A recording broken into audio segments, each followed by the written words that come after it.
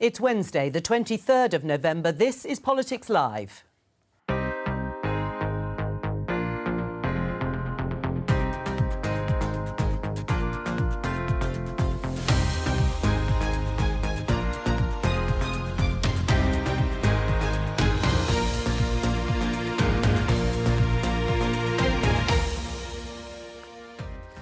Joining me today, Conservative MP Catherine Fletcher, Labour MP Barry Gardiner, SNP MP John Nicholson and Camilla Tominey of The Telegraph. Today, the Scottish Parliament does not have the power to legislate for a referendum on Scottish independence. That's the judgment from the Supreme Court this morning. We'll hear from Nicola Sturgeon, the First Minister, in the next half hour. This latest round of strikes will show how important our members are to the running of the country. But how important are striking unions? If politicians do not know the everyday struggles of the NHS, they do not know what the NHS needs. The Prime Minister is attacked for using private healthcare, but is radical thinking needed to tackle the crisis in the health service? And facing a revolt from his own MPs over plans to boost house building, Rishi Sunak meets Keir Starmer at PMQs. We'll bring you that all live at noon.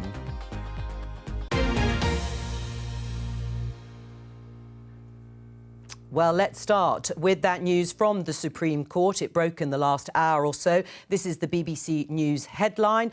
Judges reject Scottish Government's referendum vote case.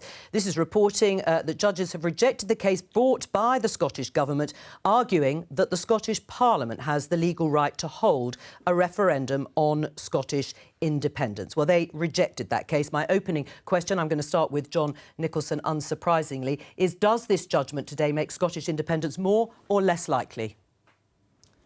I think there's a broad body of opinion in Scotland, people who are not yet persuaded by Scottish independence or oppose Scottish independence, who think that the Scottish Parliament should have the right to decide on this and the people of Scotland should have the right to decide on it. I mean, we've been told repeatedly that it's a union of equals and it's a voluntary union. Well, I just asked the very obvious question. If it's a voluntary union, how do you leave? It has to be, surely, elections, mandates and the Scottish Parliament taking a decision. Yeah, but my question is, does it make it more or less likely to happen? I take what you say. Well, I think a lot of people will be...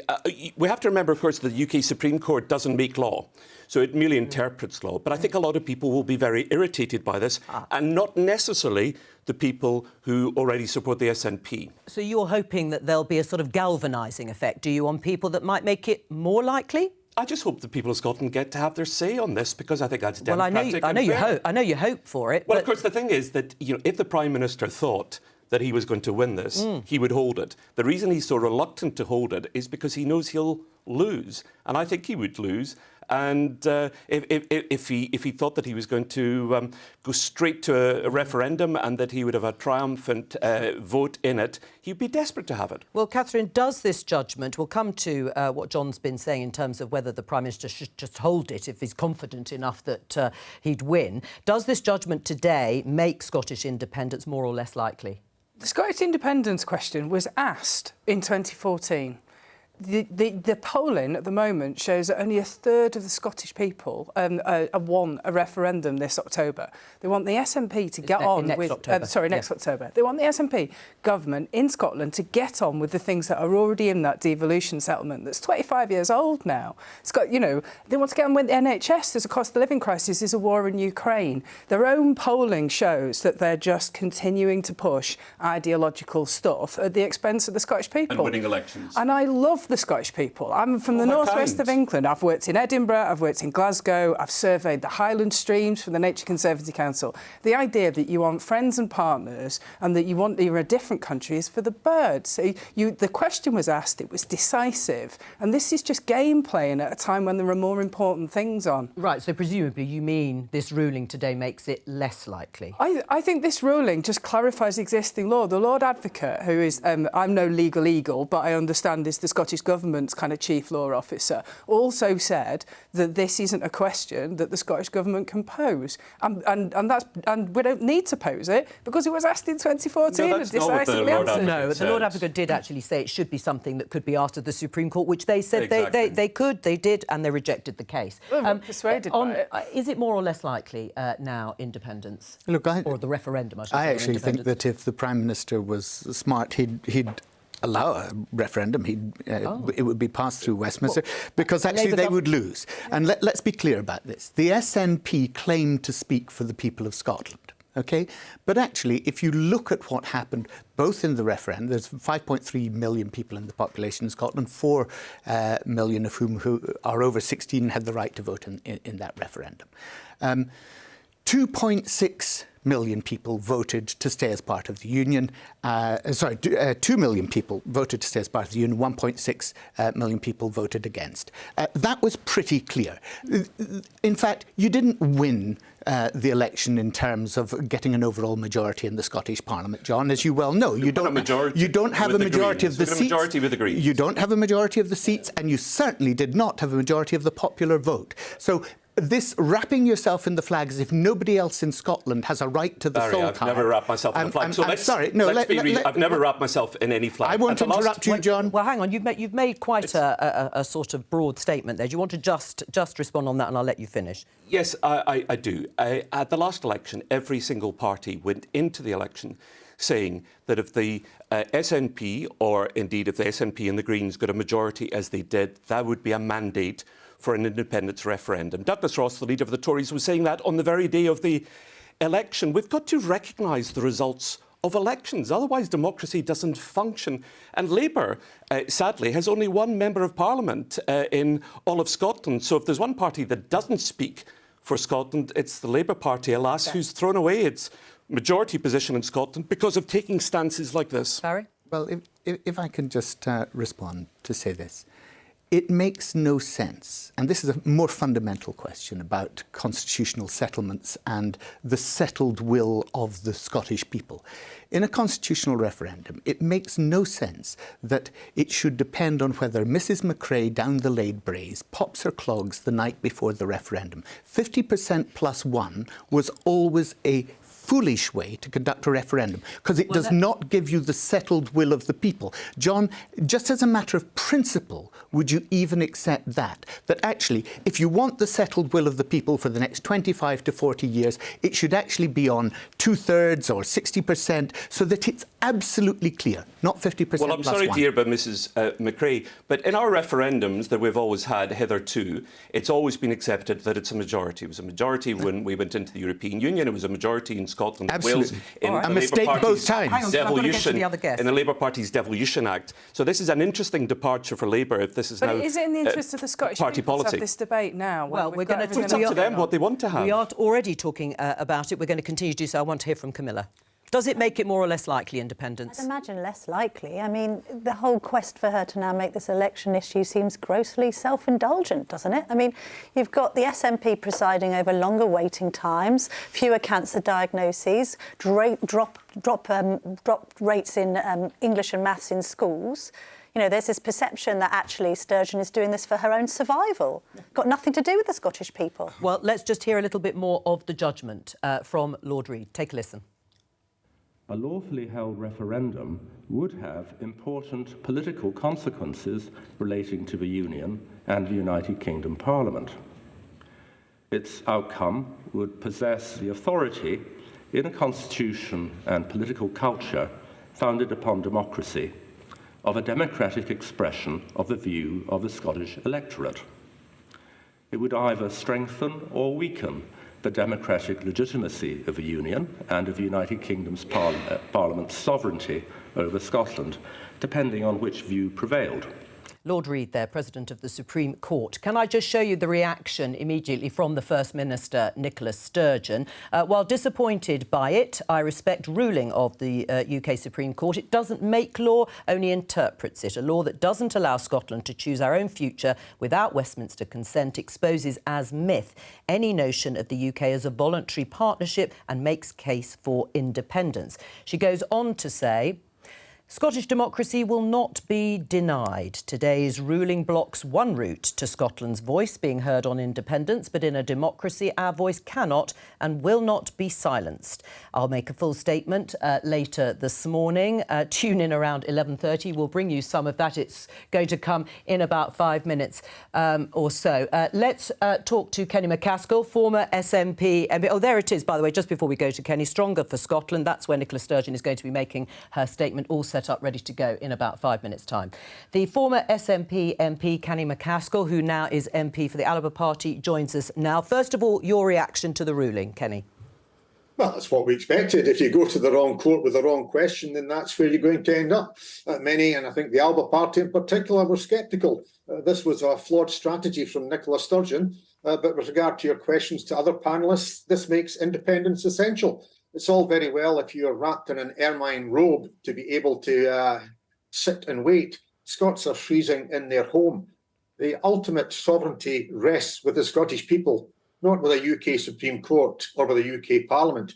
It's the Scottish people that will decide. This may have delayed independence. It's certainly not stopped it. Right. It was a mistake to do what Nicola Sturgeon did in terms of getting this question looked at, an advisory referendum for the Scottish Parliament. Absolutely. It's been a cul-de-sac. Many, not just myself, but many other far more learned legal experts were saying exactly the same. Why she pursued it was just to kick the can down the road. What we need to do is to press on.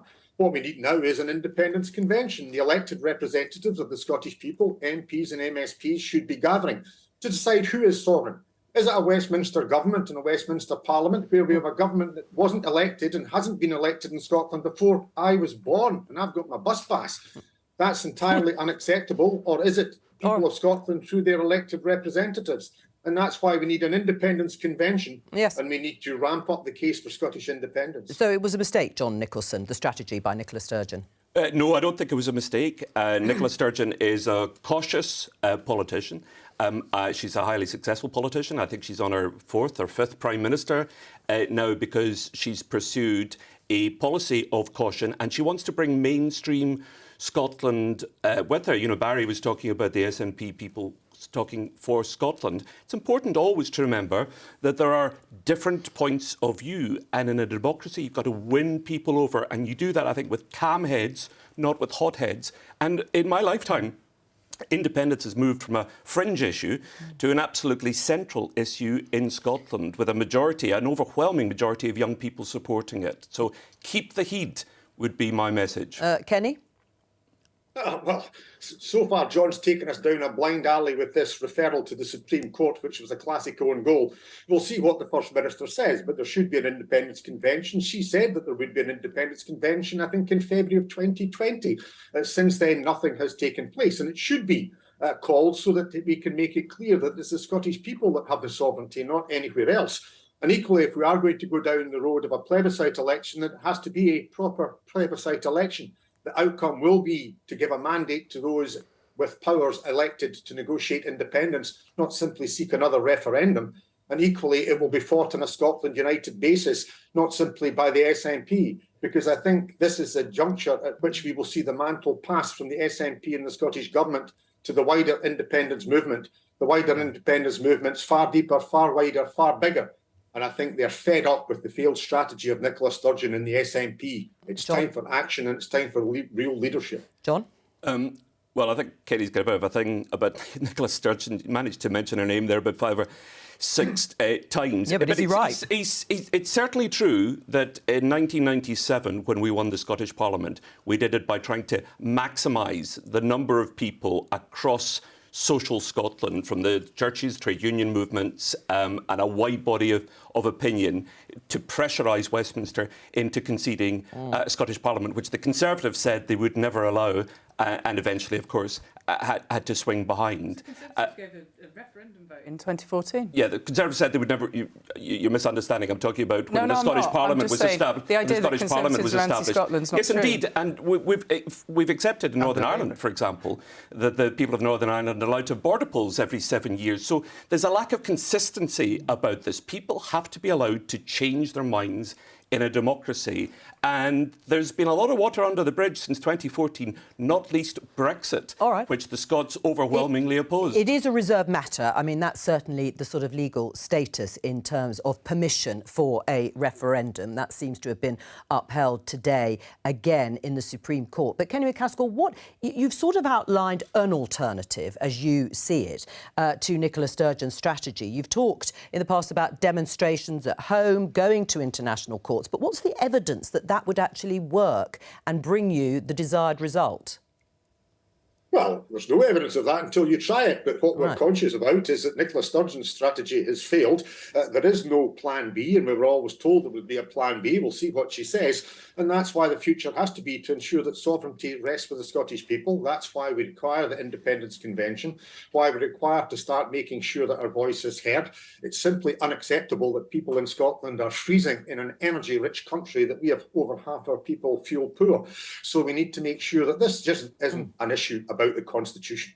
This is an issue about Scots going hungry, Scots losing their job, Scots being cold in winter, when we're energy rich in a wealthy land. Yes. Our resources are being robbed, not simply are we being denied democracy. And that's why they're required. There has to be change. Not just a constitutional issue, then, is it, Catherine? And then very briefly. No, hang on a second, Kenny. Very briefly, the resources that are being robbed are the resources of the taxpayers that are pursuing this pointless legal action from the UK Supreme Court. The use of taxpayers' money to address some of the issues that Kenny's just highlighted is absolutely what the Scottish people want. Less than a third of Scottish people want another referendum next October. You haven't won an election since the 1950s. Well, hang on. Scotland. But, this is whataboutery. If we sort of stick to the issues at hand... Yeah. Look, the point is this. The polls tell us that 32% of people in Scotland of voting age actually want a referendum on independence. But a much higher percentage of the people in Scotland are desperately concerned about their health service. They're desperately concerned about the education service, which has plummeted under the SNP. So if we're looking forward, then actually, this is a distraction from the real issues. Kenny's talking about people going cold this winter. Absolutely, Kenny, because of a Conservative Westminster government. So the answer for the people of Scotland is to have a government in Scotland, devolved government in Scotland, and a government in England, that in Westminster, that is actually going to work with it, like a Labour government. There's something very unedifying about Westminster politicians telling the people of Scotland, enormously patronising, telling them what they should think and what they should care about. It's not. It's what they do, John. It's in the polls. Read your own polls. It's what they do say. You keep losing elections, Barry. That's the trouble. I'm just giving you the information that your Scottish government has taken in the polls. Lost an election again last year. That's supporting people. Elections. It's the power of the British economy that's supporting people through this really difficult winter with financial payments. Labour's got one MP. The Tories haven't won an election since the 1950s. They're in no position to tell Scots what they think about anything. We had an election last year and the SNP got a majority with the Greens in the Scottish Parliament, something that was designed never to happen. Let me bring Camilla in at this point. There are two things that come to mind. I think John mentioned earlier the idea of any mechanism. What would the mechanism be now? The Supreme Court has ruled this out because it says holding an advisory referendum would have political and practical implications. But if the polls were to consistently show a majority in favour of another independence referendum, what would the mechanism be outside the UK government saying you can or can't hold it? First of all, the polls don't say that. Second of all, 2014 was meant to be once in a lifetime. Equally, you mentioned Brexit there. Alex Salmond. Not in the agreement. But equally, John, you mentioned Brexit there. I mean, the SNP were extremely supportive of the Supreme Court's decision to rule that prorogation of Parliament was illegal. And now there's a question about the democracy of this decision-making. So which is it? Where's the consistency? I mean, the Supreme Court is the Supreme Court, isn't it, John? It's the SNP's job to represent majority opinion in Scotland, which was overwhelmingly against Brexit. Brexit has been disastrous for Scotland. But, Joe, you asked the key question, and I noticed nobody so far on the panel has been able to answer, how do you leave this union? It's the SNP's job as the Scottish government to deliver the devolved NHS service, the devolved education service, the devolved infrastructure. Barry? You can answer it, actually, very easily. Okay. When it is clear that there is a majority opinion in Scotland and at the moment it's 32%, as you well know, when it's clear that there's a majority in opinion... I'm going to interrupt just briefly because we've got Nicola Sturgeon. Let's have a listen. Oh, hopefully we'll have some sound as well. No?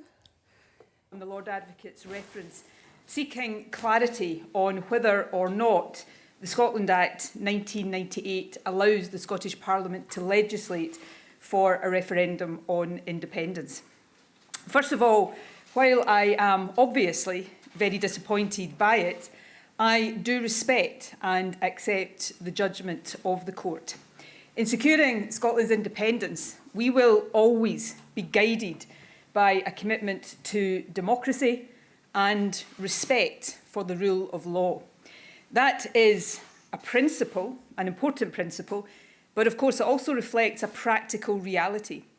The route we take must be lawful and democratic for independence to be achieved. And as is becoming clearer by the day, achieving independence is not now just desirable, it is essential if Scotland is to escape the disaster of Brexit, the damage of policies imposed by governments we do not vote for, and the low-growth, high-inequality economic model that is holding us back. However, we must be clear today that the Supreme Court does not make the law, it interprets and applies the law. If the devolution settlement in the Scotland Act is inconsistent with any reasonable notion of Scottish democracy, as now seems to be the case, that is the fault of Westminster lawmakers, not the justices of the Supreme Court. In addressing the implications of today's ruling, it's also important to be mindful of what the court was not asked to decide and therefore what the ruling does not tell us. The court was not asked to decide if there is a democratic mandate for a referendum. The mandate and the parliamentary majority for a referendum is quite simply undeniable. Nor was the court asked if Scotland should be independent. Only the Scottish people can be the judge of that. And it was not asked if there is any democratic means by which Scotland can choose independence. The question the court was asked to decide, indeed the only question the court could reasonably answer, was a narrower one. Would a bill providing for an advisory referendum on independence be within the current powers of the Scottish Parliament? In other words, can the Scottish Parliament legislate for an independence referendum without the prior agreement of Westminster? Now, as we know, the court has answered that question in the negative. It has determined that under the Scotland Act 1998, which of course encapsulates the current devolution settlement, even an advisory referendum asking the question, should Scotland be an independent country, is a matter reserved to the Westminster Parliament. What that means is that without an agreement between the Scottish and UK governments for either a Section 30 order or a UK Act of Parliament to change its powers, the Scottish Parliament cannot legislate for the referendum that the people of Scotland have instructed it to deliver. That is a hard pill for any supporter of independence and surely indeed for any supporter of democracy to swallow. However, as I said back in June when I informed Parliament that the Lord Advocate had agreed to make this reference, it was always the case that in the absence of an agreement with the UK Government, the question of the Scottish Parliament's competence in relation to a referendum would end up in the Supreme Court, if not before legislation, then certainly after any decision by Parliament to pass a bill. So while it is, I think, a statement of the obvious that this is not the outcome I hoped for, it does give us clarity. And having that clarity sooner rather than later allows us now to plan a way forward, however imperfect that might be. Now, I am enough of a realist to know that the immediate questions posed by today's judgment will be for me and the SNP. That is entirely understandable. I'm also long enough in the political tooth to expect some triumphalism on the part of unionist politicians. However, unionists of a more thoughtful disposition, and yes, I do believe they exist, will, I suspect, know that to be misguided. Indeed, they will have been hoping that the court, as the UK government asked it to do, would have declined to answer the substantive question today. That's because they will understand that this judgment raises profound and deeply uncomfortable questions about the basis and the future of the United Kingdom. Until now, it has been understood and accepted by opponents of independence. We're going to leave the statement. We're going to leave the statement there by Nicola Sturgeon. We will, of course, bring any important development to you later on in the programme. Just briefly before we let Kenny McCaskill go and talk about something else, we didn't quite hear the plan, the way forward that will no doubt be outlined. Are you reassured there will be one, Kenny? Well, I would hope so, but I have to say I wasn't reassured by that. It seemed particularly vacuous. We do need to have that independence convention. Sovereignty rests with the Scottish people, and we need to be preparing for a plebiscite election that will be a proper plebiscite election and fought on a cross-party, all-party and no-party basis. All right. Because this is the right of the Scottish people. Kenny McCaskill, thank you very much, the Albert MP. Just briefly, Catherine, before we move on, your response listening to Nicola Sturgeon. Are you one of those more thoughtful unionist politicians that she was talking about? I've just watched somebody that's talking at completely cross purposes to what's in the best interest of the Scottish people. It's continuing to bang on about an ideological quest to a question that was demonstrably settled back in 2014 in a once-in-a-lifetime referendum. She's wasting taxpayers' money asking for a UK Supreme Court opinions when her own Lord Advocate told her that it was unlikely that it was going to be constitutional. She needs to crack on with the job in hand and stop wasting taxpayers' money. All right, we're going to talk about strikes because the RMT have announced a new wave of strikes in just a moment. But first of all, PMQs, by the way, in just under 20 minutes' time. Let's talk about another BBC News programme, or it's a podcast called Newscast. Familiar faces there, sitting there, waiting patiently, of my colleagues, Chris Mason and Adam Fleming. So, what's the podcast about, first of all? Adam? So Newscast is basically like a news program, but with loads more personality, loads more behind the scenes, a bit more depth. And you know what? I'm gonna. What are you saying about Joe? Well, I'm actually gonna quote Joe Coburn, because I remember when you came on it a few weeks ago, and afterwards you said, "Oh, I forgot I was actually on." It was just like having a chat with my friends, and that's basically kind of the feel that we're trying to go for. It's like the BBC News, but kind of not really as you know it, and so it's just maybe a bit more fun. Oh, it's always lovely to be quoted back about something. Was Chris, that off the record? Sorry. Yeah, that was off the record. No, it wasn't off the record, of course. Nothing's off the record, is it? Completely in a studio. Chris, where do you find it? Where do you find the podcast if you want to listen? And what are you going to be talking about today? No big surprises, I suppose, but anyway. Yeah, so basically wherever you can get your podcasts. So there's BBC Sounds, which you'll hear as just occasionally mentioned, but lots of newscasters, as we call our audience, and indeed us, will find it, wherever they find their podcasts, on Spotify or Apple or wherever it might be. You can find Newscast there. And then in terms of what are we going to talk about today? I don't know. Well, obviously we'll do Scotland and the Supreme Court ruling, because I spent all morning reading the whole thing. It's 35 pages long, because that's as you know, one of my favourite things to do is read the boring documents when no one else wants to. So we'll do that. All right. Chris, PMQs, as I said, in just over 15 minutes' time. How comfortable is it going to be for Rishi Sunak? It's going to be interesting, isn't it? I think there might be a splash of the Constitution that features in PMQs a little later on. How is it going to be for Rishi Sunak? I think, is he getting a bit into his stride now doing it? Perhaps he is. He's got a few under his belt. Do you think he needs to get better at kind of crowd pleasing the people behind him? Because you do not get a sense that the Tories are like, yeah, and he's not really got the zingers yet, has he?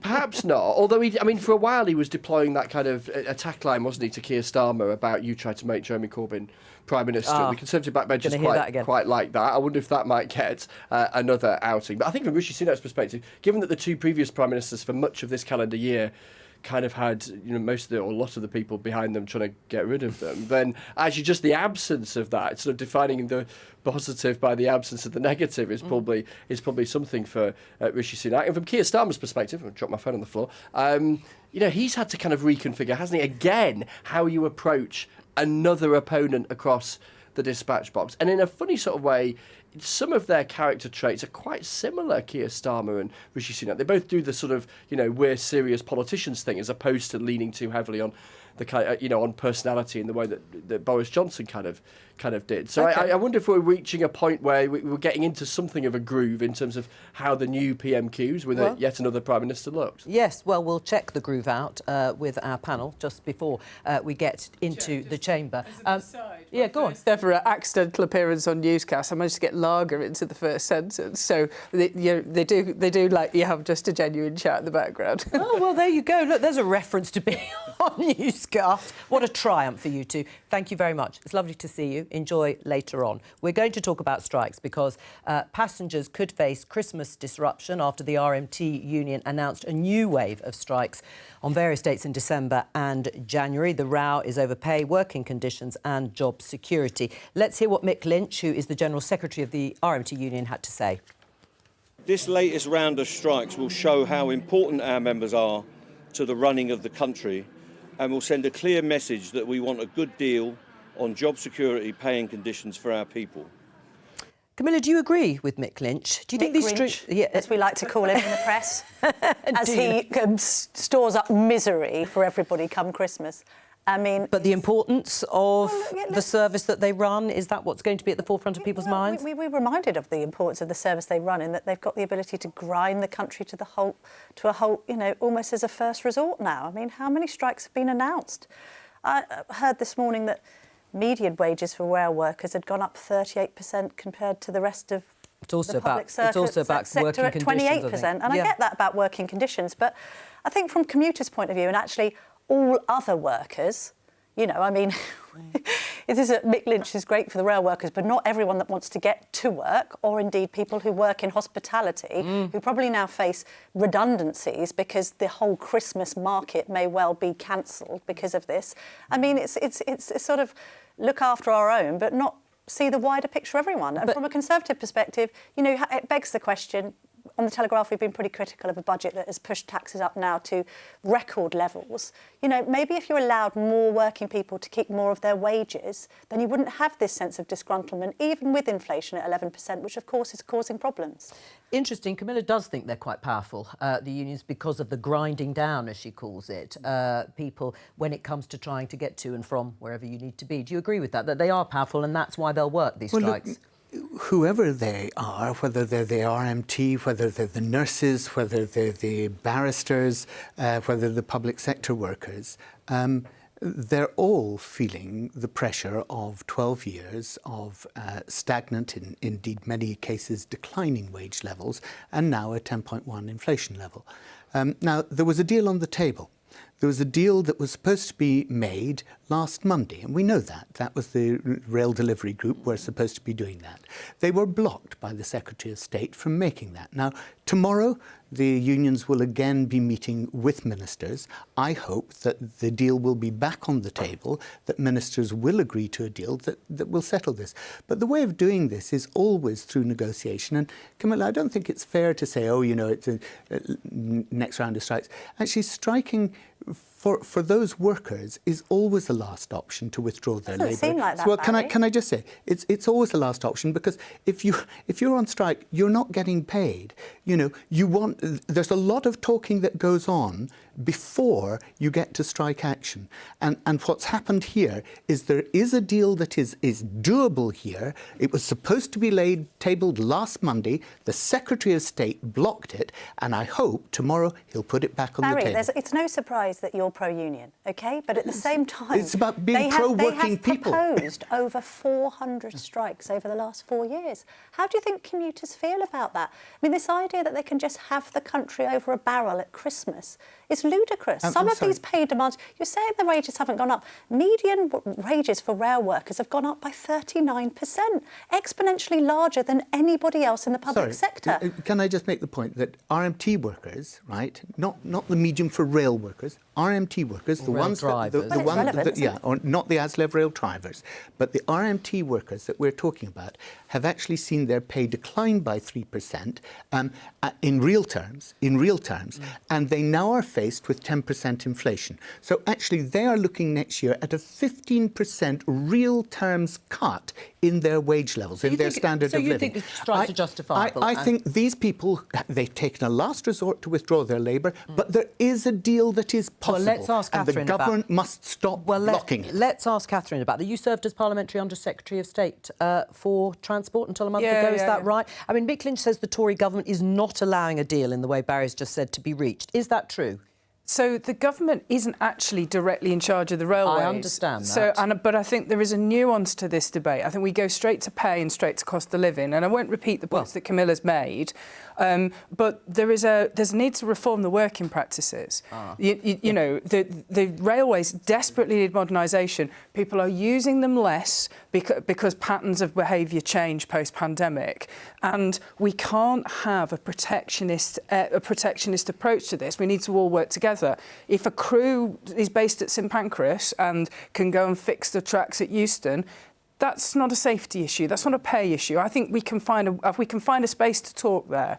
If a tick office is getting used less because people are buying on their apps and on the phone, you know, how can we make sure that that person's labour is involved in boosting the railways? I think there is space to talk there, and I'd encourage people not to be belligerent. I think I welcome the fact that ministers are actually engaging, but ultimately they're not the employers. All right, let's talk about this working practice. Yeah, but hang on. Give the employers the go-ahead to reach that deal. Sure, but this is about working practices, isn't it? I mean, Catherine is right. In a sense, I mean, do the unions now need to accept that things have changed, particularly post-pandemic, and that actually work patterns need to change Mick too? Lynch has said that repeatedly. There's no issue there. Right. Of course, there is change. Unions constantly embrace change. But the point is this, it's a negotiation. If you want that change, then obviously you've got to protect those workers' wage levels and cost of living. Families up and down this country are suffering, and that's just one example of it. The nurses, the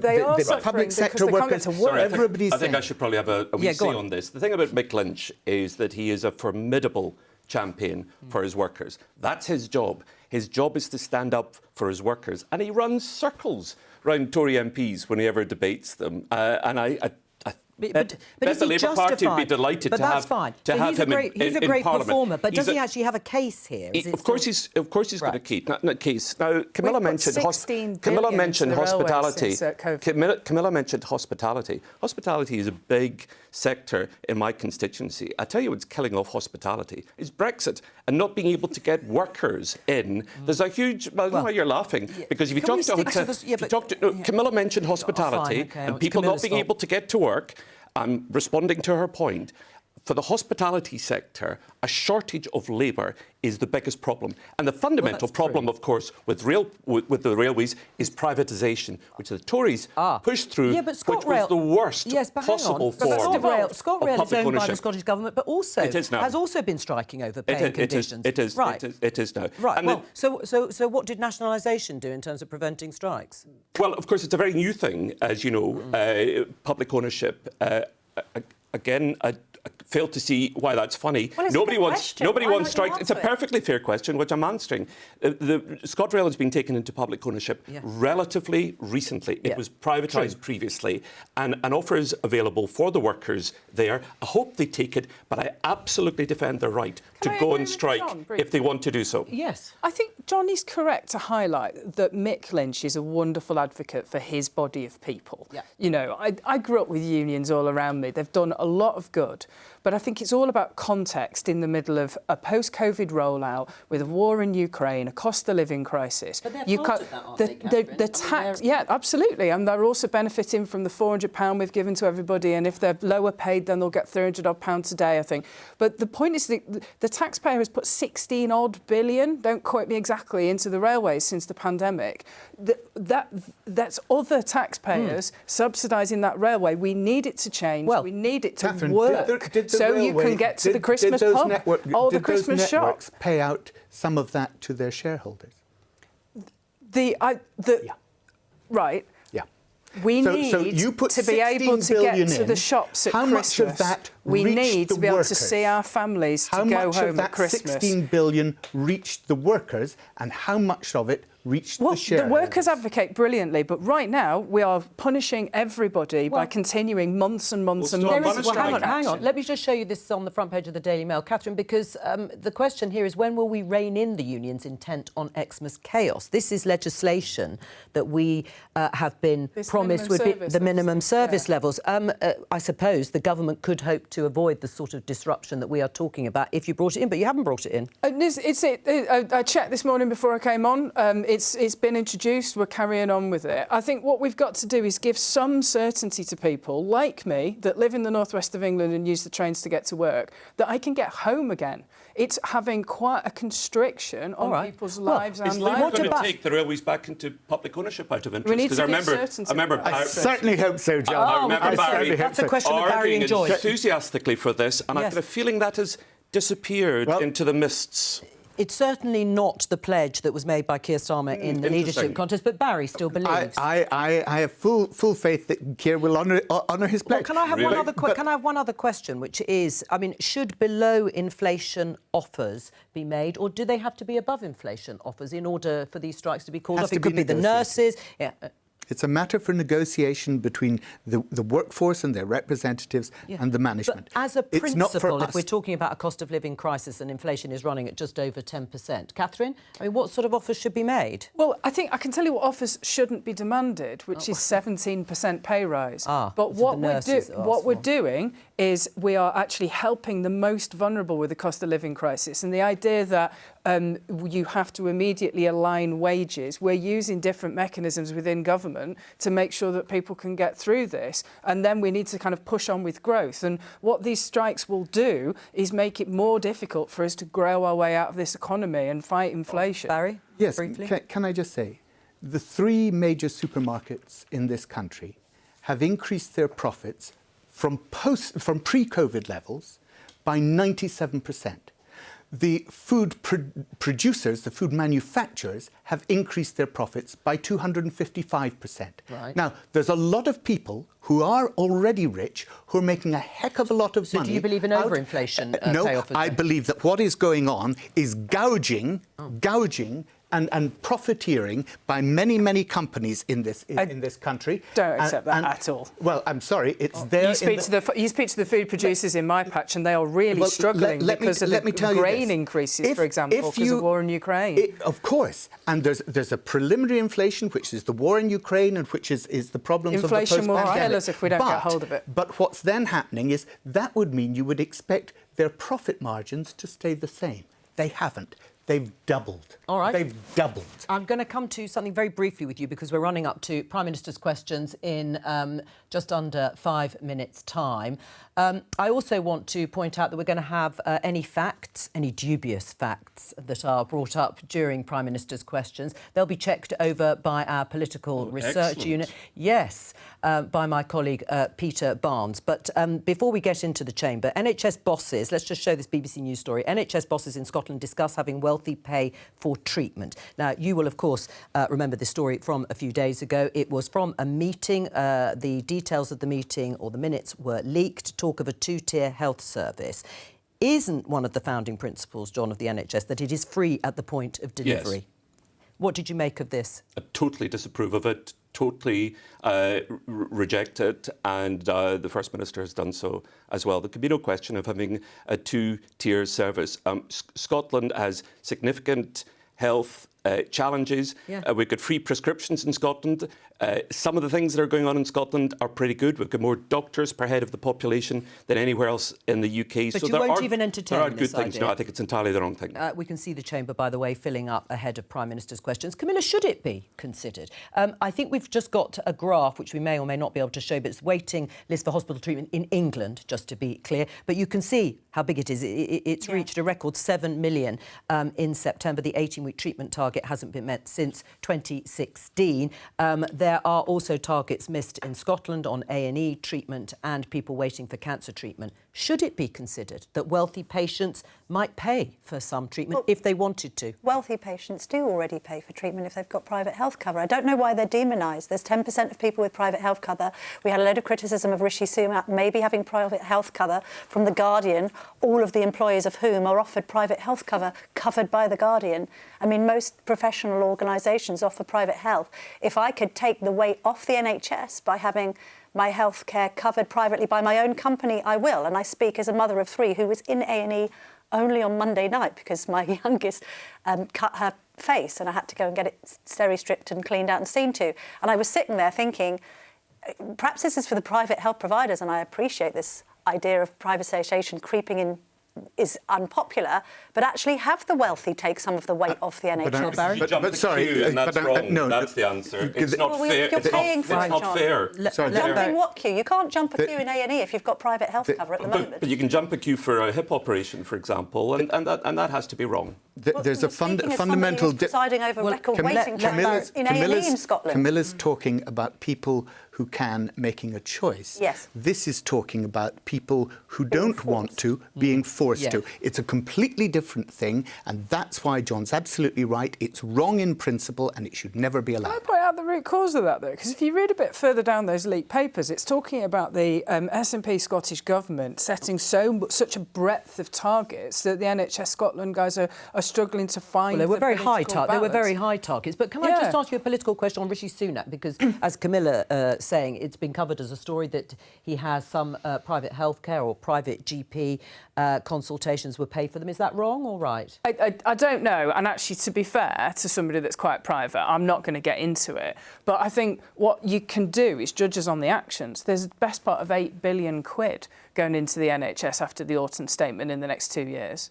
I'm going to stop you there. Thank you very much. Let's go into the chamber. Mr. Speaker. Mr. Speaker, I know that members across the House will want to join me in wishing both England and Wales the best of luck for the World Cup. Mr. Speaker, this morning I had meetings with ministerial colleagues and others in addition to my duties in this House. I shall have further such meetings later today. Jonathan Gullis. Thank you, Mr. Speaker. People in places like Stoke-on-Trent North, Kidsgrove and Tork aren't getting the help they need quickly enough when it comes to mental health. Fellow campaigner James Starkey and I were delighted when the Prime Minister, who was then Chancellor, said he would back our campaign every step of the way to get mental health nurses into GP surgeries. So will the Prime Minister deliver on his promise, back our No Time to Wait pilot scheme developed by the Royal College of Nursing and help get people the support they need? Well, Mr. Speaker, can I thank my honourable friend for his continued campaigning on this important issue. I'm pleased to tell him all 1,250 primary care networks in England are entitled to recruit up to 2 mental health practitioners to work in surgeries. I know the BMA and NHS are looking at expanding that, and I look forward to working with him to ensure that his constituents in Stoke get the mental health support and care that they need. We now come to the Leader of the Opposition, Keir Starmer. Thank you, Mr. Speaker, and congratulations to England and Wales on their start to the World Cup, and good luck for the rest of the tournament. Mr. Speaker, the World Cup doesn't belong to FIFA, and it doesn't belong to the host nation. It belongs to everyone who loves football. It's totally unacceptable that during this tournament, gay football fans are unable to acknowledge who they love, and players have been threatened with suspension if they show solidarity with those fans. Shame on FIFA. Britain faces the lowest growth of any OECD nation over the next 2 years. Why?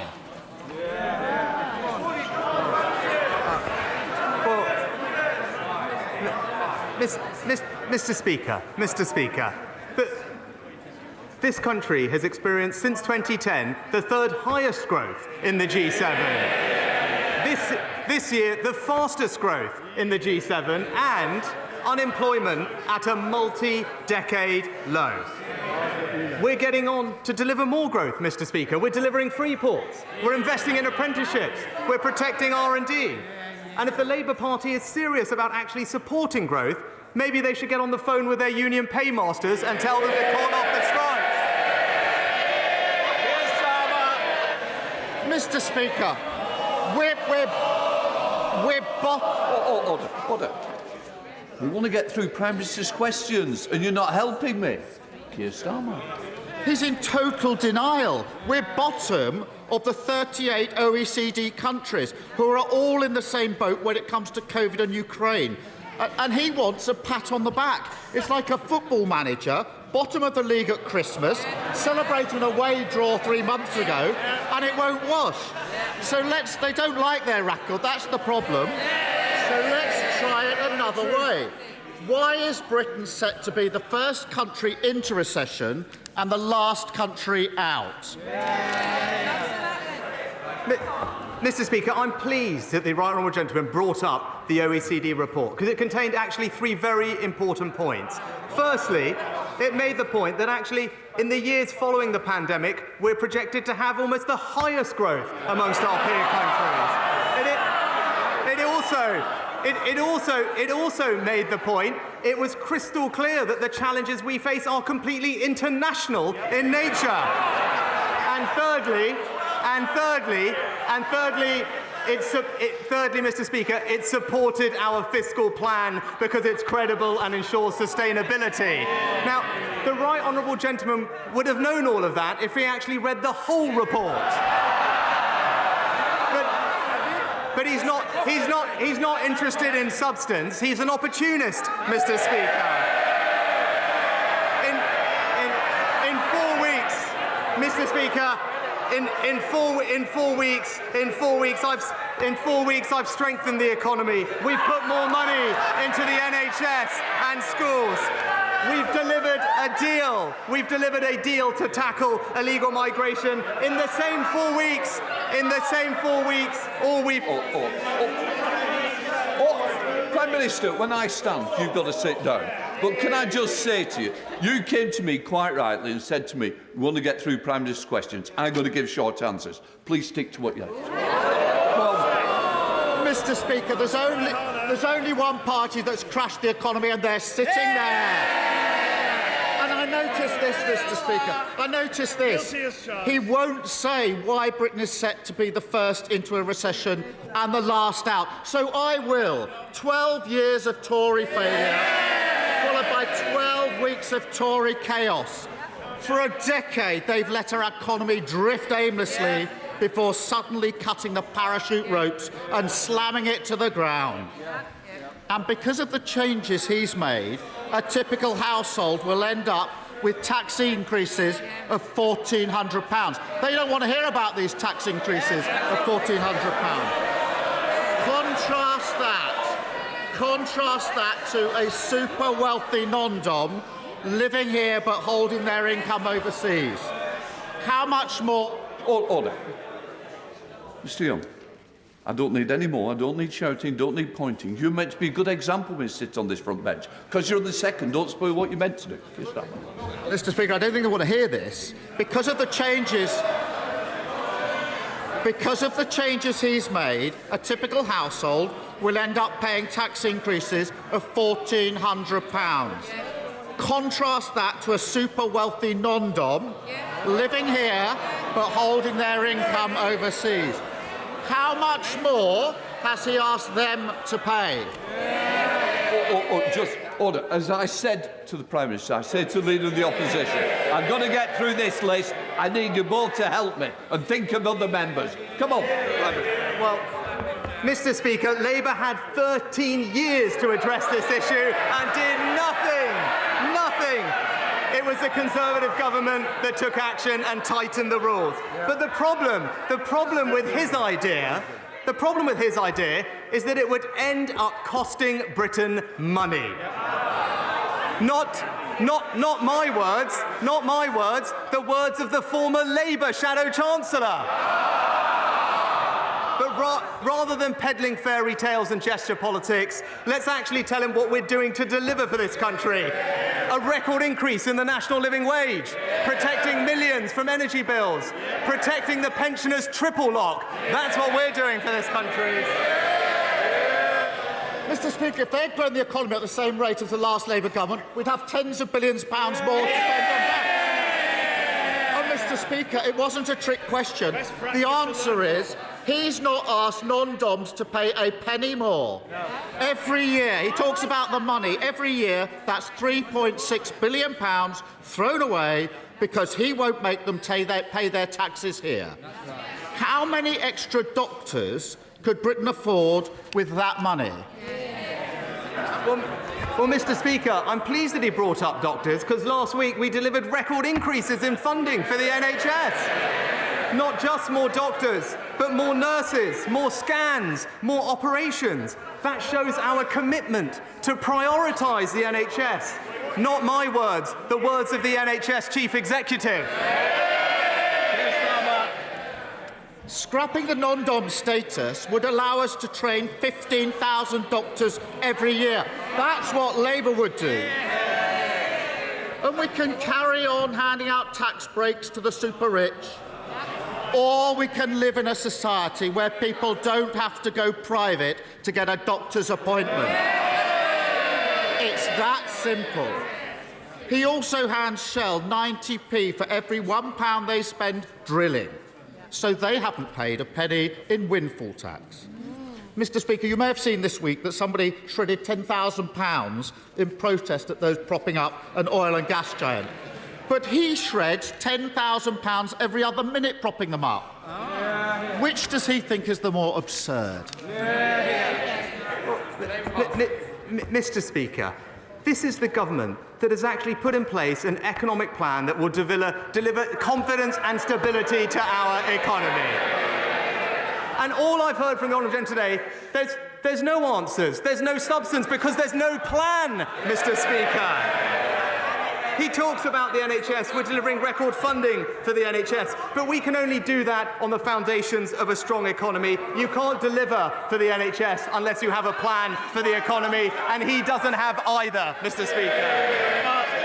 Mr. Speaker, every time he opens his mouth, another powerful business voice says he hasn't got a plan on growth.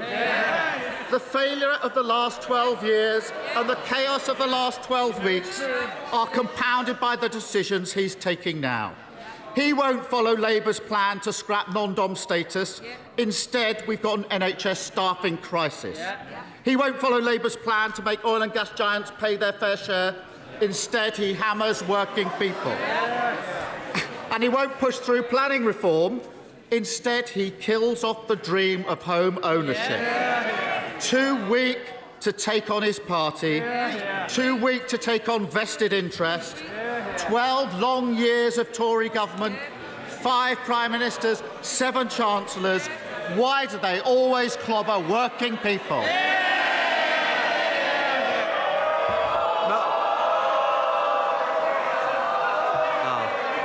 Mr. Speaker, he talks about leadership. This summer, I stood on my principles and told the country what they needed to hear, even though it was difficult. When he ran for leader, he told his party what they wanted to hear. And even now, he says one thing and he does the other. He says he cares for working people, but he won't stand up to the unions.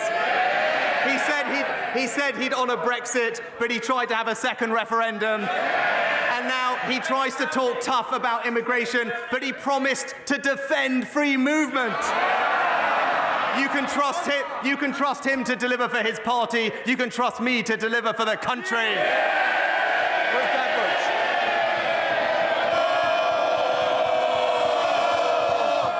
Ruth Edwards. Thank you, Mr. Speaker. As we debate how to best help our constituents with their energy costs, 10 million people in Ukraine are without power due to Russia's barbaric strikes on the country's energy infrastructure.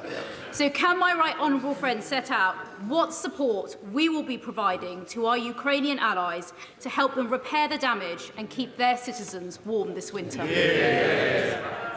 I'm pleased to tell my honourable friend that I spent time discussing this with President Zelensky at the weekend and talking to Ukrainian families about the impact these awful strikes are having on them. I know the whole House will be proud to know that we're providing millions of pounds of immediate support with generators, shelter and water repairs on top of the £570 mobile power generation that we are donating to power facilities across Ukraine. We're also working with the government to repair critical infrastructure, with 8 projects identified by UK Export Finance to be delivered in the near future. We now come to the Leader of the SNP, Ian Blackford. Thank you, Mr Speaker. I'm sure the whole House will want to join me in welcoming the moderator of the Church of Scotland to our proceedings this afternoon, and to thank him for his sermon at St Margaret's this morning. Mr Speaker, this morning the Supreme Court clarified a point of law, but the very point of democracy in this union is now at stake, and democracy will not be denied. Because whether Westminster likes it or not, last year the people of Scotland voted for a Scottish Parliament with a majority and the mandate to deliver an independence referendum. The Prime Minister has every right to oppose independence. He has no right to deny democracy to the people of Scotland. If the Prime Minister keeps blocking that referendum, will he at least be honest and confirm that the very idea that the United Kingdom is a voluntary union of nations is now dead and buried? Well, Mr Speaker, let me start by saying we respect the clear and definitive ruling of the Supreme Court of the United Kingdom. And what I would say to the honourable gentleman, that firstly, I am looking forward to also seeing the moderator of Scotland tomorrow. And I think that the people of Scotland want us to be working on fixing the major challenges that we collectively face, whether that's the economy, supporting the NHS, or indeed supporting Ukraine. Now is the time for politicians to work together, and that's what this government will do. Ian Blackford. Mr Speaker, it is right that we respect the decision of the court. But the Prime Minister can't claim to respect the rule of law and then deny democracy in the very same breath. If democracy is to matter, if elections matter, then mandates matter. Since 2014, the Scottish National Party has won 8 elections in a row. Last year, we won a landslide. The Scottish Parliament now has the biggest majority for an independence referendum in the history of devolution. The Prime Minister doesn't even have a personal mandate to sit in 10 Downing Street. What right does a man with no mandate have to deny Scottish democracy? But, Mr Speaker, when it comes to Scottish democracy, I'm pleased that the Scottish Government has one of the most powerful devolved assemblies anywhere in the world.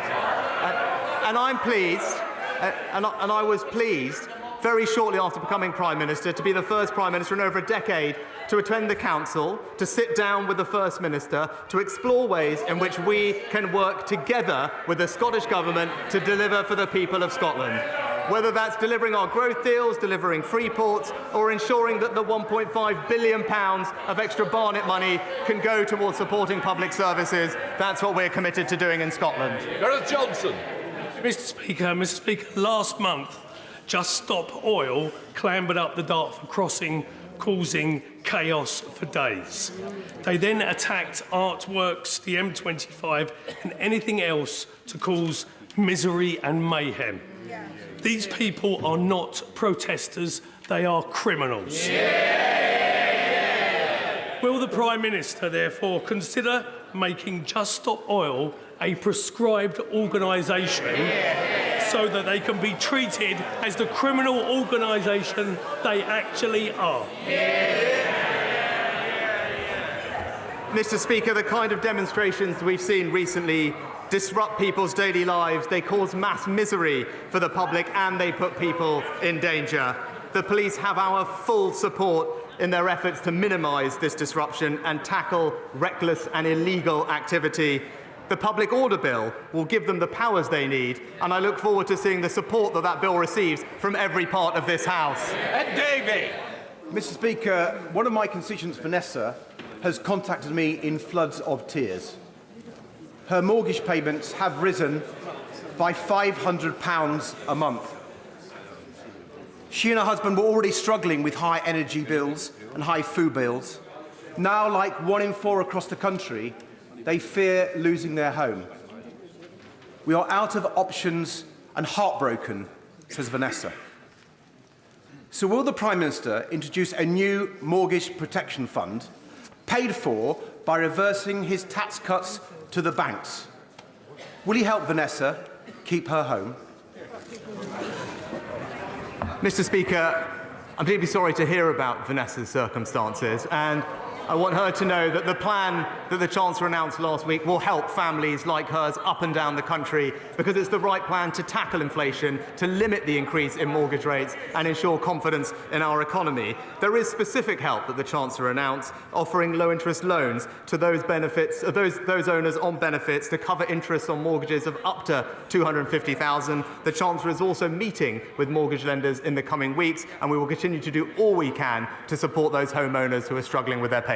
Greg Tracy. Thank you, Mr. Speaker. I recently took part in the Pitching In campaign, which promotes grassroots sports and also celebrates the volunteers who make it possible every week. So would the Prime Minister join me in thanking those volunteers for the incredible work they do? And also, with top-flight football taking a bit of a break at the moment because of the World Cup, would he join me in reminding people that it's the perfect opportunity to go out and support their local non-league football teams who are incredibly welcoming, and including in that, of course, Atherstone Town Community Football Club, Bedworth United and Coleshill Town in my constituency. Well, I'm happy to join my honourable friend in praising all his local teams, and he makes an excellent point, actually, that volunteers have a vital role to play in community sport and actually the delivery of major events, and I join him in thanking them for everything that they do. Sport accounts for over half, Mr. Speaker, of volunteering in the UK, and every one volunteer generates a capacity for at least 8 more people to participate in sport, and I know the whole House will join me in praising their efforts. Alan Dorrance. Thank you, Mr. Speaker. Good afternoon. Mr. Speaker, since 2014, the SNP have won 8 elections, and we now have more councillors, members of the Scottish Parliament, and more MPs in this place than any other Scottish political party.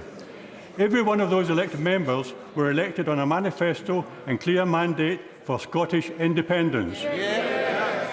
Mr. Speaker, what democratic right does this government have to deny Scottish democracy, refuse an independence referendum, and to keep us shackled and imprisoned in this involuntary and unequal union against the will of the Scottish people? Well, Mr. Speaker, again, we respect the decision of the court today with regard to the referendum, and we're getting on with the business of working constructively, collaboratively, in partnership with the Scottish Government to deliver for his constituents. Indeed, the Ayrshire Growth Deal is investing over £100 million to make use of his region's strong industrial heritage, potentially making more use of renewable energy. That's the kind of positive project we should be focused on, and that's what we'll keep on delivering. John Penrose. Mr. Speaker, the Prime Minister has rightly promised to recruit a successor to Lord Geidt as his ethics advisor promptly. But would he accept that threats to integrity are often broader than the job description of the Prime Minister's advisor on the Ministerial Code? And will he therefore commit to introduce the additional measures in the new 5-point integrity plan on topics like lobbying and conflicts of interest, developed with organisations like Transparency International and Spotlight on Corruption, to show he will walk the talk and put party integrity and government integrity at the heart of our democracy? Well, I thank my honourable friend for his comprehensive and thoughtful suggestions. As he acknowledged, he knows that I've committed to appointing an independent advisor on ministerial interests, and I very much look forward to studying his other proposals in proper time. Chris Law. Mr. Speaker, just 3 months ago, this appointed interim Prime Minister said in Scotland, and I quote, "We live in a union, which is of course there by consent and by democracy." And added, "I accept that." Well, Mr. Speaker, by their consent and by democracy, the Scottish people have already voted by a clear majority in the Scottish Parliament to have their say through a referendum on the independent future for Scotland. So it begs the ultimate question, Mr. Speaker. Can this Prime Minister tell us if he accepts Scottish democracy? And if so, how that's compatible with today's Supreme Court ruling that clearly exposes the myth that the UK is a voluntary union and is upheld by consent? Mr. Speaker, at a time like this, the Scottish people want to see their governments working together. working together on the things that matter to them. And I believe that that is possible. And actually, he should know this, Mr. Speaker. In his own constituency, we've been able to support culture and tourism, working together to bring the V&A to Dundee. That's an example of a positive project. It demonstrates the benefits of the union, and that's what we'll keep on delivering. To Paul Beresford. Thank you, Mr. Speaker. My right honourable friend will be aware that the government provides a slim financial support across 5 firms for small modular reactors. A few other countries have woken up and are seriously investing in SMRs. As Sizewell will not be running until 2031 at the earliest, should we not be doing the same? Very good point. Yeah. No, my honourable friend actually makes an excellent point, and hopefully he was heartened to hear what the Chancellor said last week, that we want to crack on with our overall nuclear programme. And I think he's right to acknowledge that small and advanced nuclear reactors have the potential to play a key role in that nuclear programme alongside projects like Hinkley and Sizewell. That's why we've allocated £385 million to support them, and like him, I'm keen to see progress as soon as possible. Dr. Philippa Whitford. Thank you very much, Mr. Speaker. During the 2014 referendum, we were told that Scotland was an equal partner in a family of nations. Yet the disaster that is Brexit was forced on Scotland against our will, and we see devolution wound back by legislation such as the Internal Market Act. So if the Prime Minister still claims the UK is a voluntary union, can he explain the democratic route by which the people of Scotland get to make a choice over their own future? Well, Mr. Speaker, the UK is a collaborative and constructive union that is delivering for the people of Scotland. Even in Ayrshire itself, where we're working collaboratively with the Scottish Government to invest in aerospace, advanced manufacturing and space. Those are the types of activities that will bring tangible benefit to the people in her region, and that's the right focus for the Government. Angela Adams. Thank you, Mr. Speaker. As a North Yorkshire MP, my right honourable friend will know how crucial bus services are to our communities. Last month, Arriva stopped the only bus between Selby and Doncaster, meaning that 40 Selby College students had to find, at very short notice, alternative transport to get to college. Thankfully, the college itself stepped in to resolve the situation. Additionally, across North Yorkshire, around 80 other bus services are now under threat. Can he advise what action he will take to ensure that essential services are not withdrawn at short notice, and ensure that these are continued to be operated across Selby District and wider North Yorkshire? My right honourable friend is absolutely right, and he knows that I share exactly the same challenges that he faced in our rural areas of making sure that our constituents have access to the bus services they need. I'm pleased that the Chancellor's allocated funding for extra bus services across the country, and I look forward to working with him to ensure that that money finds its way to rural areas like North Yorkshire to provide the connectivity that's so important for people to have opportunity and get access to public services. Olivia Blake. May I refer the House to my register of interests? Mr. Speaker, tomorrow marks 1 year since 32 people lost their lives in the Channel. New evidence suggests that the boat reached British waters and that the French and British authorities knew that it was in distress for a very long time. Families are still waiting for answers from the Marine Accident Investigation. Why has this investigation taken so long? Will he commit to a full public inquiry afterwards? And does he concede that this would not have happened if there were safe and legal routes into the UK? Well, Mr. Speaker, every life that is lost in the Channel is a tragedy, but that is why it is so vital that we break the cycle of criminal gangs that are exploiting people and trafficking them, and that's what the Home Secretary is focused on. We have accepted over 380,000 people over the past few years because this is a place where people can seek refuge and sanctuary, but we must be able to do that in a sustainable way, and that's why it's right that we tackle illegal migration. Dr. Caroline Johnson. Mr. Speaker, rising energy bills were challenged for all of us. And constituents in Sleaford and North Hykeham are very grateful for much of the support that has been given by government. But with temperatures this week falling below freezing in Lincolnshire, those living in park homes are particularly concerned at when they will receive their support. So I ask my honourable friend the Prime Minister, can he tell me when and how people living in park homes will receive the £400 which they're entitled to? And my honourable friend has consistently and rightly championed her rural constituents, making sure that they get access to the energy support that we're providing. It's something that the Chancellor prioritised in last week's autumn statement. I will ensure that we get the money out as quickly as possible. She should also be reassured that the cold weather payment system provides extra financial support to those vulnerable constituents when temperatures drop below a certain point. Callaghan. Mr. Speaker, did Scotland vote for Brexit? No. Did Scotland vote for austerity? No. Did Scotland vote for the Tories? No. What we did vote for, don't shout me down, don't shout me down, I've listened to all of you. What we did vote for only last year was the right to choose our own future. With that in mind, and given a previous non-answer from the Prime Minister, can the Prime Minister tell this House, tell us all in fact, how a nation can leave this so-called voluntary union?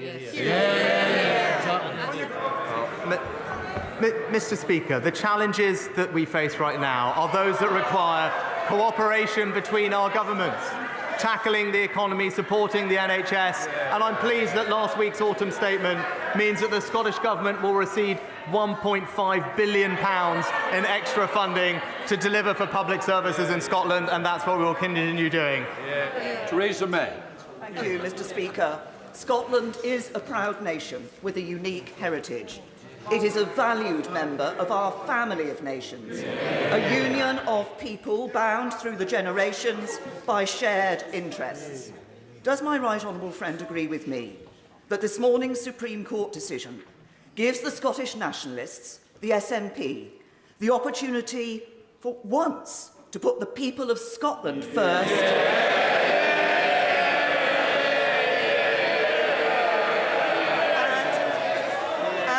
And end its obsession with breaking us apart.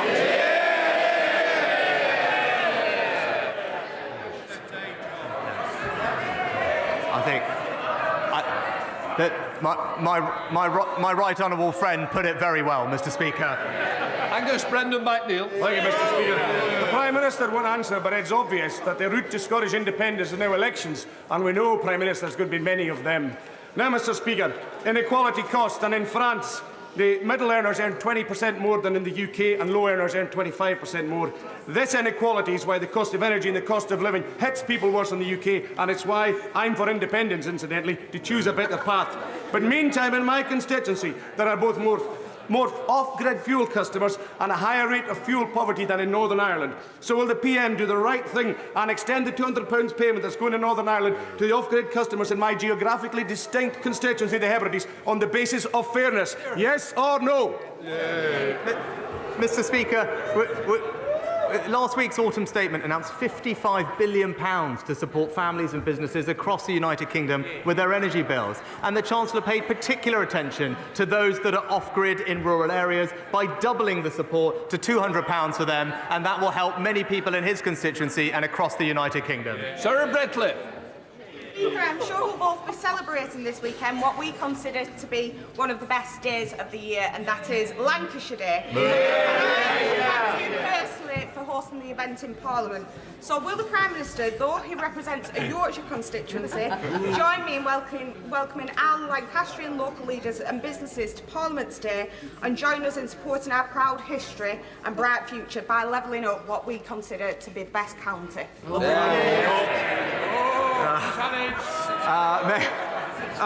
I offer my best wishes to my honourable friend, and indeed to you, Mr. Speaker, for Lancashire Day. And I can put local rivalry aside on this occasion to join her in thanking Lancastrians for their contribution to our country and to wish her the very best for today's event.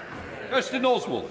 Mr. Speaker, what we've heard from the Prime Minister today is, in essence, that no matter how Scotland votes, Westminster will decide. But democracy demands differently to that. Mr Speaker, the late Canon Kenyon Wright said, what if that other voice we know so well says, we say no and we are the state? Well, we say yes and we are the people. And it is the people in Scotland who have to be heard. This place can't stand in the way of democracy. And if this Prime Minister with no mandate thinks it can, is he seriously telling us that this is a voluntary union of equals? Well, Mr. Speaker, we are focused not on the SNP, but on the people of Scotland. That's who we're delivering for. I'm happy to meet with the First Minister, as I continue to do, to deliver for them, whether it's in her own constituency with a growth deal, whether it's moving civil service jobs to Scotland, whether it's delivering free ports or indeed the extra funding for public services. This is a government that will deliver for the people of Scotland, and we will do it constructively and collaboratively. Order, order. I would now like to make a statement. Well, that brings us to the end of this session of Prime Minister's Questions. The final question posed to Rishi Sunak from Kirsten Oswald, Deputy Leader of the SNP at Westminster, unsurprisingly in the wake of that important ruling from the Supreme Court about a second independence referendum. We'll talk about that later on in this part of Politics Live. But first of all, let me welcome our guests. Victoria Atkins for the Government, Treasury Minister, Thangam Debonair, Shadow Leader of the Commons, and Nick Eardley, Chief Political Correspondent for the BBC. Welcome to all of you. First of all, they did seem to get into their stride, I thought. Both Rishi Sunak, the Prime Minister, and Keir Starmer, the Labour leader. In fact, it felt like a Chamber and Prime Minister's Questions of old to me, pre-pandemic almost. It felt a bit like what I think we're going to hear a lot over the next 2 years in a run-up to a general election, didn't it? The basic arguments over whether you need a change of government, change of party at the heart of power. I think you're right. I think they did both get into their stride. Rishi Sunak a bit more than he has over the past couple of weeks. I think he's struggled sometimes in the past couple of weeks and had a pretty tough time of it. Today we got that kind of voluminous debate on the economy, and I think the themes we heard there are going to crop up a lot. And most of the questions, in fact, if not all, were on the economy and, in fact, how well the UK economy is going. Let's talk to Peter Barnes from the Political Research Unit here at the BBC, because, Peter, as you would expect, there were conflicting numbers being presented by both the Prime Minister and the Labour leader on how well the UK is doing, particularly in terms of growth. You've been looking into it. What did you find? Yeah, well, the reason they were arguing about this is that yesterday the OECD, which is this international economics organisation, published its latest version of its economic outlook. And that goes through all the major economies in the world and other advanced countries and comes up with forecasts for how they expect those economies to grow this year and over the next 2 years. And in fact, both Keir Starmer and Rishi Sunak basically did say true things at the beginning of the debate. So Starmer's first question was about the fact that over the next 2 years, he asked, why is it that the UK is going to be the slowest growing economy of the OECD countries? Now, that is what the OECD report from yesterday says. They estimate that next year, the UK economy is going to grow by minus 0.4%. It's going to shrink by 0.4%. And then the following year, it is going to grow by 0.2%. Now, if you add those two figures together, that is the worst performing country over the next 2 years. Now, Rishi Sunak's answer to that was really to look back at this year's growth figures, where the OECD says, as he puts it, that the UK will have the fastest growing economy of the G7 countries this year. So he's looking at a different year this year, and he's looking at a smaller group of countries, the G7, the 7 biggest advanced economies in the world. But he was able to say something that was true. So obviously the political argument, as Nick says, is going to go on probably until the next general election as which party is best for the economy. But they're going to keep trading these conflicting stats, looking at different years and different sets of countries. Peter Barnes, thank you very much. Well, Victoria, it won't surprise you that I'm going to start with the figure from the OECD, the latest forecast that says the UK economy is predicted to contract by 0.4% next year, and that is lower than any other major advanced economy. Why? Well, we are in very, very difficult times. So we know about the international shocks of both the war in Ukraine and the aftermath of the pandemic. We know that this is having an impact not just in our economy, but across the world. So just as we are seeing higher rates of inflation, we're seeing even higher rates of inflation in comparable economies such as Germany, the Netherlands and Italy. We're also having to put we have seen interest rates rise, but they have risen more quickly in the States and in Canada and elsewhere. So it is a very difficult picture internationally. Yes. We were trying to address this in the autumn statement last week. We have not shied away from how difficult these times are. But what I am pleased about is that the Independent Office for Budget Responsibility has said that our plans have made the recession shallower, have helped cut inflation by some 2%, primarily through the energy price guarantee, and has protected some 70,000 jobs. So these are difficult times, but our plans are beginning to have real action. Banger? There are difficult circumstances, and of course there are international factors, but we've had the Truss Quartem budget, and the impact that that's had has been absolutely devastating.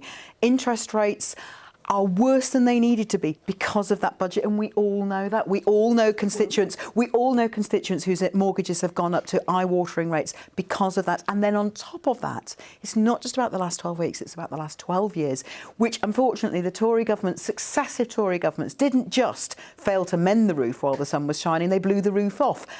Households will be £1,400 worse off with tax hikes under this government. That doesn't sound to me like it's not our fault, everyone else is just as bad. I'm afraid there are too many circumstances which are specifically to do with this Tory government and its predecessors. In fairness, the aftermath of the mini-budget, we fully accepted that we tried to go too far, too fast with that. And interestingly, the Governor of the Bank of England, when he was giving evidence this week to the Treasury Select Committee, said that the market dynamics that created have flushed through the system. They peaked in sort of mid to late October. I think they've now flushed through the system. Say that to people who came off fixed-rate mortgages that week. Absolutely, and I'm being very, very careful. I mean, they're real-world consequences. They're real-world consequences. Which is why the autumn statement is so critical, because it's going to have real-world consequences to help manage these very difficult times. But it still comes back to that initial question, Victoria. Why is the UK set to have such low economic growth? I take your point about inflation. There are some countries in the G7 have higher rates of inflation. But compared to comparable countries in the G7, we're going to be at the bottom of that economic growth next year. So the Treasury is always a little bit careful about making international comparators on growth predictions, because the way that different institutions... Well, the way that different institutions measure them are different, and the way in which our public sector output is measured is slightly different. But I do not shy away from the fact that these are very tough times at the moment. It's tough for businesses, which is why we've got the support package on business rates, trying to help our local high streets. It's tough for individual families, which is why we've made the richest pay taxes with the... Well, that's what you wanted, isn't it? You were here not that long ago saying the broadest shoulders they absolutely should shoulder. The broadest shoulder should shoulder. The broadest shoulder should take on most of the burden of tax rises, and they will. And yet, we've still got the non-doms tax break for the super-rich, which would pay, if we scratch that, the £3.2 billion that we'd gain, would pay for 15,000 extra doctors each year. Shell has paid no tax whatsoever on the so-called windfall tax, which is a classic example of taking a really good Labour idea and then ruining it by giving a tax break for the oil and gas companies. And we're still the lowest predicted performing country in the OECD for economic growth over the next 2 years. And that is because there is no Tory plan for growth. We know there isn't. There wasn't one given last week. There wasn't one. There was just a stabilising, so-called Well, we've talked about the sort of conflicting figures, and you can respond to what Fangham is saying. But what is the government's plan to get growth and turn these figures around? Because presumably that's what you're trying to do in the Treasury. Very much so. And just on this point about non-doms, because we've had 2 days of budget debate, or autumn statement debate. It's really interesting. Labour's putting so much emphasis on this, and they say on their figures it will save £3 billion. We have a situation where we had to find £55 billion, and specifically on non-doms, in the last financial year for which we have full figures, they were liable to pay £7.9 billion in taxes. They've invested £6 billion through various investment schemes that we have set up since 2012. So we still want to tax them. And they are paying those taxes. That's the point. And what about so the we're going to have to have a status to deal with but these where's the people, plan as for, lots of other plan for countries growth? do. None of that is a plan for growth. So I mean, you mentioned business let me rates. get on to that. You know, a business rates subsidy or something you mentioned. Well, what about actually reforming business rates? Because businesses, surely the ones in your patch, Victoria, are saying the same thing as the ones in my patch, which is this is a broken system, well overdue for reform. And instead, all you've got is a bit of a thing here and a bit of a thing there. That's not a plan for growth. Well, business rates are a really important way of raising funds for local communities. I agree. So our councils Let's have a good system collect the systems. What we've done this year with the support package is ensure that we protect the smallest businesses, both in those properties where they may not have to pay any rates, and if they do see an increase, we've got a very, very generous support package with tapering and protections it's not just for them. Labour. Just briefly, it's not just Labour, the opposition, it's also Conservative MPs. There are stories in both the Telegraph and the Mail today. Esther McVeigh, Kit Malthouse, former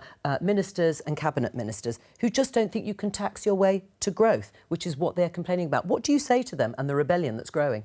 Well, in fairness, I mean, we won the autumn statement vote last night. You did? With a very large majority, and I'm extremely grateful to colleagues. And I know for some colleagues, some of these debates, they're very difficult. You know, I didn't come into politics to raise taxes. I want people to keep more of their money. Well, there's a real backlash. We're having to, we have tried to make sure that these tax raises are as fair as possible and compassionate, but also don't hurt growth. And because that's how we're going to get out of this. They all cheered Liz Truss's budget. They all cheered. Nick, how dangerous is that rebellion? Well, look, the ideological battle that was played out over the summer is still there. There are Conservatives who say taxing your way to growth is mad. There are others, like the new government, who say you need to get on top of inflation first. And it's just one of those things that's bubbling under the surface I think is actually quite dangerous for the Prime Minister. Right, we're going to talk about something else that could also be, and is already, growing into a rebellion. Let's just have a look at this in the Daily Telegraph. Tory rebellion forces Rishi Sunak to put house building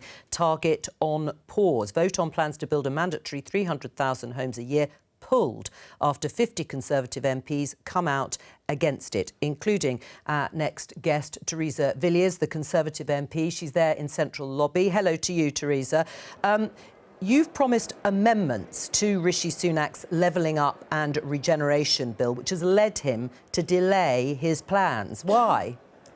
Because I believe that top-down, centrally set targets in the planning system are undermining local decision-making. I completely agree we need new homes, but we need the right homes in the right places. And the best way to deliver that is through allowing local communities to take their own decisions on planning. But many people say they just don't take those decisions and those houses don't get built. I mean, are you holding the Prime Minister to ransom over this issue, Theresa? No, I'm not, but it's something that my constituents really care about, and many of my backbench colleagues do. The way these targets are calculated, I think, is wrong, and they're delivering excessive numbers in certain parts of the country. Whereas, if we took measures, for example, to tackle land banking, the practice by which developers get planning permission and then don't build in order to try and drive up prices, if we address those kinds of practices, that's another way to deliver new homes without these excessive targets which are undermining local councils. Theresa, I'm going to show our viewers, and I'll read to you a tweet from your colleague Simon Clarke. He was the Secretary of State for Levelling Up Housing and Communities a short while ago under Liz Truss. He has said if you want to see what the future of the Conservatives is when we don't build homes, just look at London, where you're an MP. Our collapsing vote in the capital is at least in part because you can't make the case for popular conservatism if you can't afford to buy or even rent. He's got a point, hasn't he?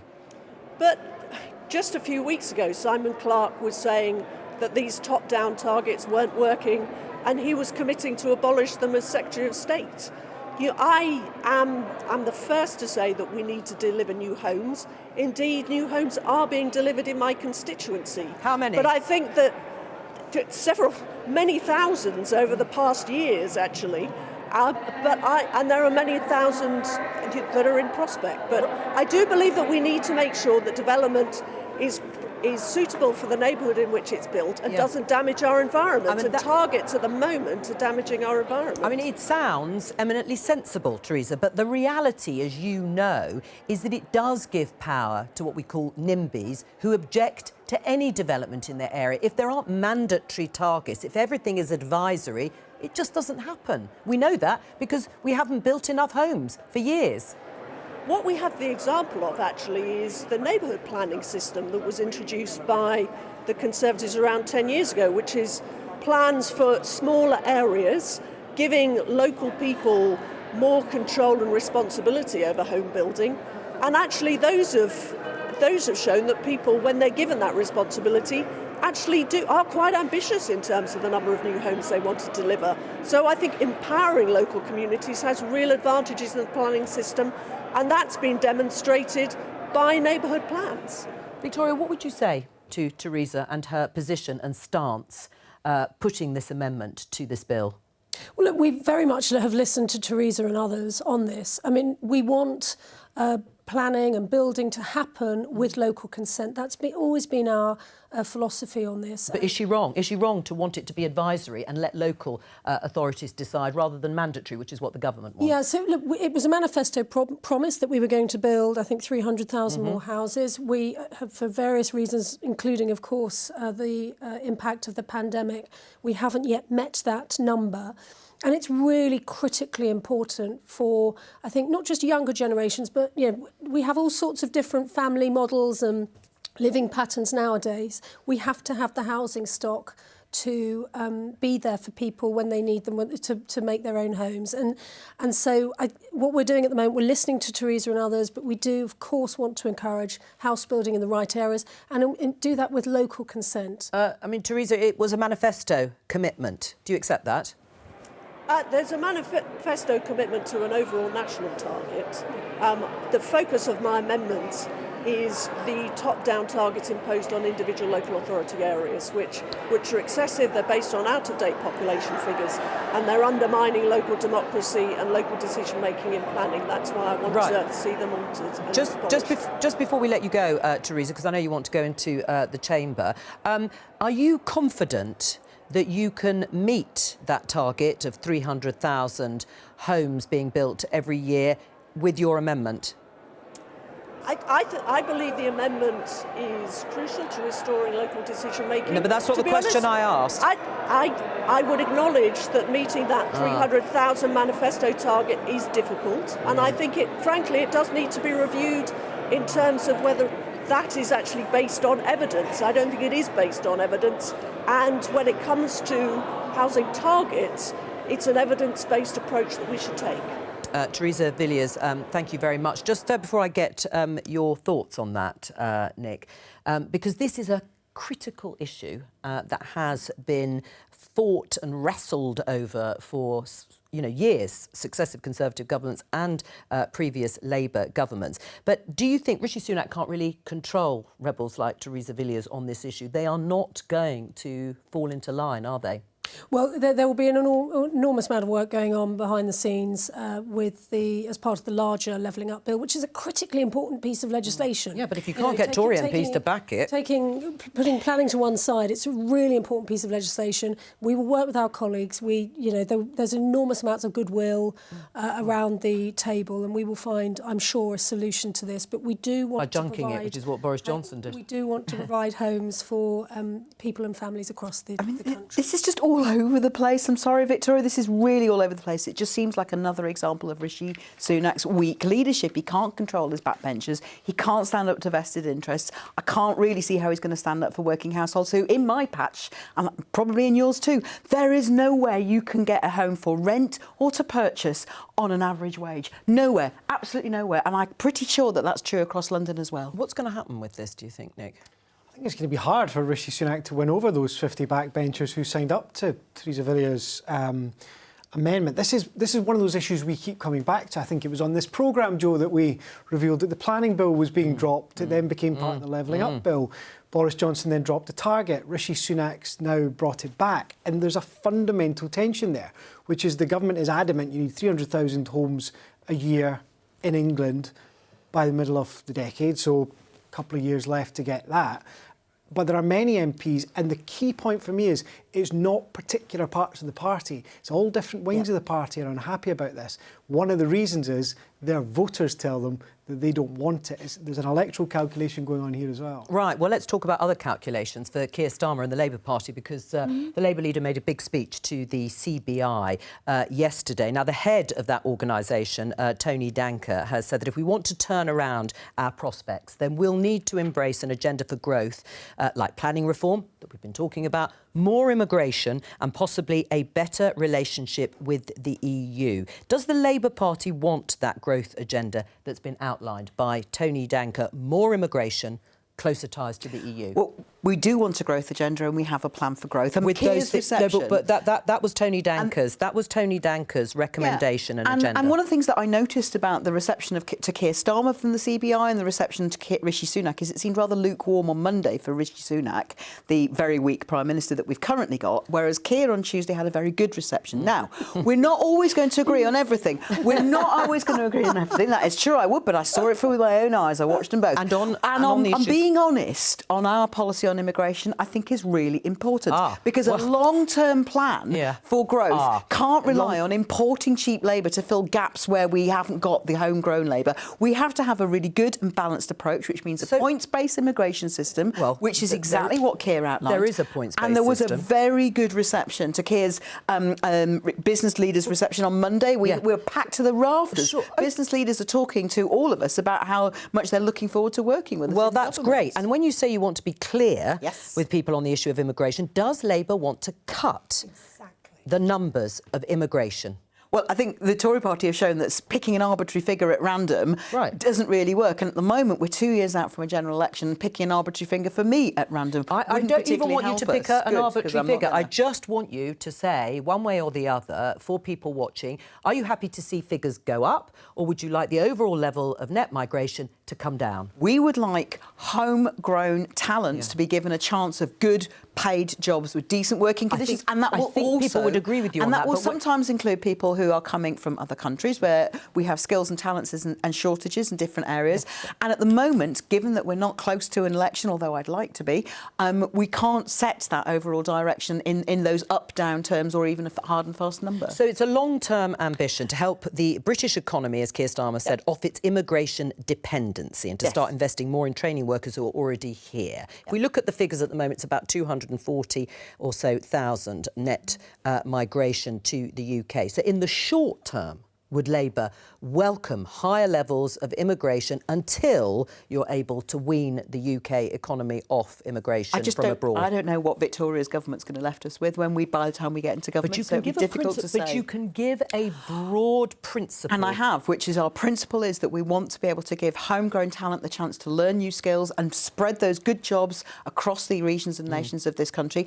And that will still include immigration. It will still include... It's not a straight answer. I suppose that's what people... It's difficult to say at the moment what we're going to be left with in 2 years' time. That's why I want to give you a straight answer, Joe, and I absolutely promise you that when we get closer to the election and it's clearer what state we're dealing with, I will give you exactly a much more precise figure. At the moment, I couldn't, and then you'd pick me up on it if I gave you one that I couldn't stand by in 2 years' time. Nick? Something that struck me about Keir Starmer's speech on Tuesday at the CBI was it was very heavy on rhetoric and a sort of broad principle about the economics of immigration. But I'm not clear at all what the specifics are. What areas, for example, you think there's been an immigration dependency? Would you, for example, at the moment, say when it comes to hospitality, that people shouldn't be allowed to come to the UK to work in hospitality? Or is it just for the NHS? One of the problems we've got at the moment is we've got a huge number of our current workforce off sick, and that's because we've got huge waiting times and waiting lists in the NHS, which we know is the case. And so there are lots of different ways of helping to sort out our workforce gaps. So and one of is them, the UK one of too them, dependent on immigration when it comes to things like hospitality? Well, I think that we've got into a state where our typical approach as a country is if we've got a workforce shortage, we'll import it from somewhere else, which is a cost to those other countries. So, for instance, we are importing healthcare workers from Kerala who've been trained at the expense of the Indian and Kerala state governments, and then expecting them to fill the gaps that this government and successitory governments have just not bothered to do anything about. In hospitality's got all sorts of problems, and one of the things that we need to do is try and get people who are currently waiting for an operation or sick off that and back into work. I promised that we would bring any developments from Nicola Sturgeon, the First Minister, following the ruling by the Supreme Court. Let's just have a listen. We must and we will find another democratic, lawful and constitutional means by which the Scottish people can express their will. In my view, that can only be an election. The next national election scheduled for Scotland is, of course, the UK general election, making that both the first and the most obvious opportunity to seek what I described back in June as a de facto referendum. Nicola Sturgeon, de facto referendum. Does that mean at the next general election the SNP will campaign only on this issue of an independence referendum for Scotland? I think it probably does. I think it's probably the only option that they think they have left. At the moment, we had the legal question answered today: can Scotland hold a referendum without the UK's say-so? The answer to that is no. But the political question, I think, is just going to keep bubbling under. It's not going to go away. We heard it asked very many times at Prime Minister's questions there, didn't we? And I suppose, Nicola Sturgeon has that tactical question: what on earth did you do next? How do you make another referendum happen? I think Labour and the Conservatives are both going to be kept being asked the question: how does Scotland have another referendum if that's what it wants? The answer is? What's the answer to that? If they want another referendum, how do they do it? There's a process for these decisions. The Supreme Court has ruled that it is for the UK government to decide. They had a referendum a few years ago, and that stands. Oh, well, we've run out of time. That's all for today. Thank you so much to all of my guests for this part of the programme. I'll be back tomorrow at 12:15. Bye-bye.